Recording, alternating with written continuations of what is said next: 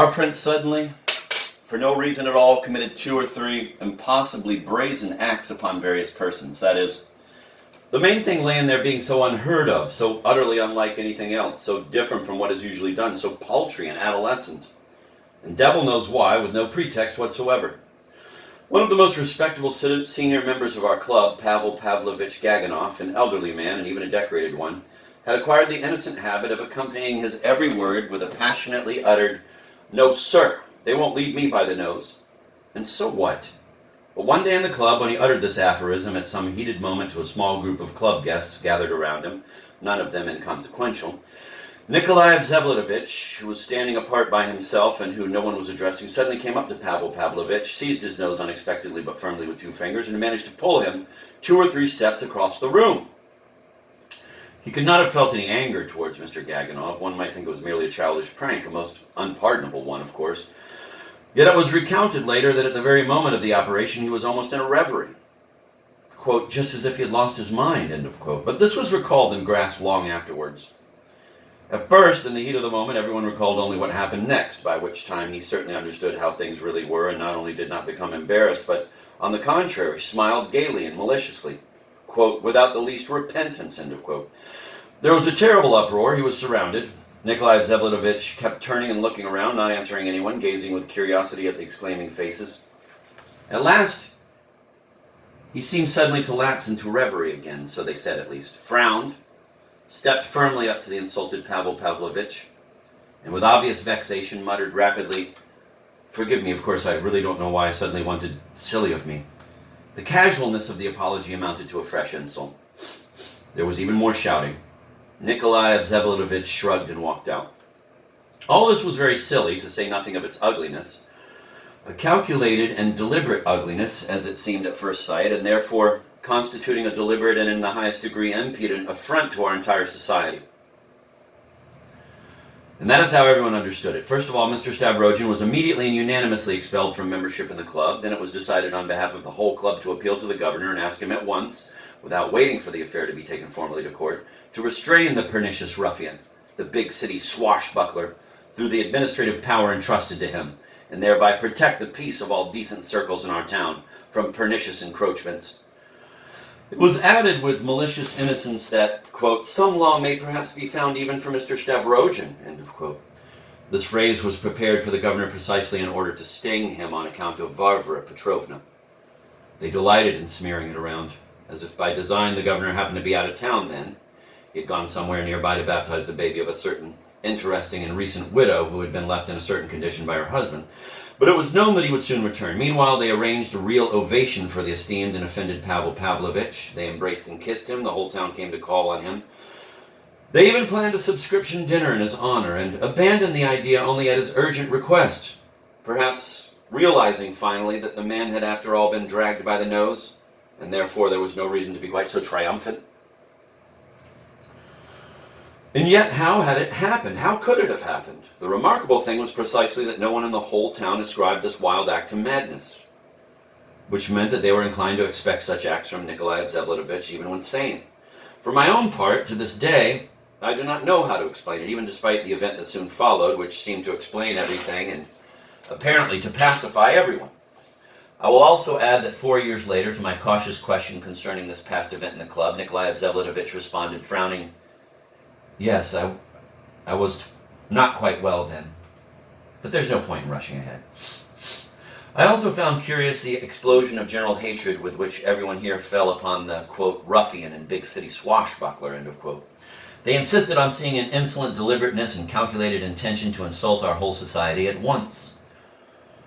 In truth, the man pleased no one, and, on the contrary, got everyone up in arms. But how, one wonders? Until the last occasion he had not once quarreled with anyone, or insulted anyone, and was as courteous as a gentleman in a fashion plate, if the latter were able to speak. I suppose he was hated for his pride. Even our ladies, who had begun with adoration, now cried against him still more loudly than the men. Varvara Petrovna was terribly struck. She confessed later to Stepan Trofimovich that she had long been foreseeing it all, during that entire half year, every day, and even precisely, quote, of that very sort, end of quote. A remarkable confession on the part of one's own mother. It's begun, she thought with a shudder. The next morning after the fatal event in the club, she set out cautiously but resolutely to have a talk with her son, and yet the poor woman was all a-tremble despite her resolution. She had not slept all night and had even gone early in the morning to confer with Stepan Trofimovich and wept while she was there, which had never happened to her in public before.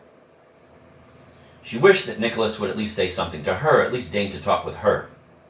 Nicholas, always so courteous and respectful with his mother, listened to her for some time, scowling but very serious. Suddenly he got up without a word of response, kissed her hand, and walked out. And that same day in the evening, as if by design, there came another scandal which, though a bit more mild and ordinary than the first, nevertheless, owing to the general mood, considerably increased the town outcry. Namely, our friend Laputin turned up. He called on Nikolai Vsevolodovich immediately after his talk with his mama and earnestly requested the honor of his presence that same evening at a party on the occasion of his wife's birthday. Varvara Petrovna had long looked with a shudder at the low orientation of Nikolai Vsevolodovitch's acquaintances, but never dared to remark on it. He had already struck up several other acquaintances in this third-rate stratum of our society, and even lower, but such was his inclination. However, he had not yet visited Laputin's house. Though he had met Laputin himself, he realized that Laputin was inviting him as a result of the scandal in the club the day before, that as a local liberal he was delighted by the scandal, sincerely thought it was the proper way to treat senior club members, and that it was all very good. Nikolai Vsevolodovich laughed and promised to come. Many guests assembled. They were unsightly but rollicksome people. The vain and jealous Laputin invited guests only twice a year, but on those occasions he did not stint. The most honored guest, Stepan Trofimovich, did not come for reason of illness. Tea was served. There was an abundance of appetizers and vodka. Cards were being played at 3 tables. And while waiting for supper, the young people started dancing to the piano. Nikolai Vsevolodovich chose Madame Laputin, a very pretty little lady who was terribly shy of him, took 2 turns with her, sat down beside her, made her talk, made her laugh. Finally, after remarking on how pretty she was when she laughed, he suddenly put his arm around her waist in front of all the guests and kissed her on the lips 3 times in a row, to the full of his heart's content. The poor frightened woman fainted. Nikolai Vsevolodovich took his hat, went up to her husband, who stood dumbstruck amid the general commotion, looked at him, became confused himself, muttered hastily, "Don't be angry," and walked out.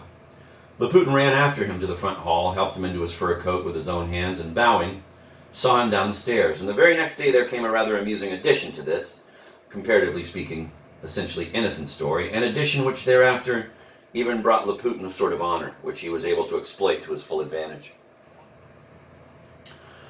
Around 10 o'clock in the morning, Laputin's servant, Agafya, a bold, pert, and red-cheeked wench of about 30, appeared at Mrs. Stavrogin's house, sent by him with a message for Nikolai Vsevolodovich, saying she absolutely had, quote, "to see the master himself, ma'am." He had a very bad headache, but he came out. Varvara Petrovna managed to be present when the message was delivered. "Sergei Vasilyich," that is Laputin, Agafya rattled out pertly, "asked me first of all to bring you his greetings and inquire about your health, sir, how you slept yesterday, and how you feel now after yesterday, sir." Nikolai Vsevolodovich grinned. "Bring him my greetings and thanks, and tell your master from me, Agafya, that he is the most intelligent man in the whole town." "And he told me to answer you on that," Agafya picked up even more pertly, "that he knows it even without you, and he wishes you the same, sir." "Well now, and how could he have found out what I was going to tell you?" "I really don't know what way he found out, sir, but when I'd left and was already at the other end of the lane, I heard him running after me without his cap, sir. 'Agafyashka,' he said, 'if it perhappens,' he says to you, 'tell your master he's the smartest man in town, then be sure to say at once, we know that very well ourselves, and the same to you, sir.'"